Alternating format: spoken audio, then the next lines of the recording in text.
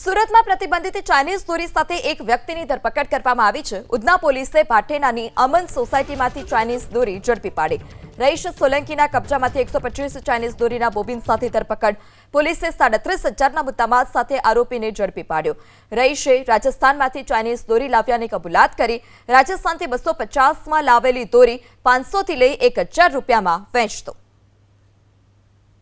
ત્યારે પ્રતિબંધિત ચાઇનીઝ દોરી સાથે એકની ધરપકડ કરવામાં આવી છે। 37,500નો મુદ્દામાલ પણ આ આરોપી પાસેથી કબજે કરવામાં આવ્યો। રાજસ્થાનથી 250માં તે દોરી લાવતો અને જે અહીંયા 500થી લઈ 1,000 રૂપિયામાં તેનું વેચાણ કરતો હતો। ત્યારે ચાઇનીઝ પ્રતિબંધિત જે દોરી છે તેની સામે રાજ્યવ્યાપી પોલીસ તરફથી કાર્યવાહી કરવામાં આવી રહી છે। જે પણ જગ્યા પર જે લોકો ચાઇનીઝ દોરીનું વેચાણ કરે છે તે દરોડા પાડી તેમની પાસેથી જથ્થો જપ્ત કરી તેમની સામે કાર્યવાહી કરવામાં આવી રહી છે। અમન સોસાયટી ભાટીના Surat road flat number 206 Tabrez apartment Satyasai society ભાટીના સુરત ખાતે એની પાસેથી પ્રતિબંધિત ચાઇનીઝ દોરી મોનોકાઇટ ફાઇટર માંજા એમ કરી અને જે એક અમારી પાસેથી 125 નંગ ફિરકી મળેલ છે, જે ચાઇનીઝ દોરીના છે।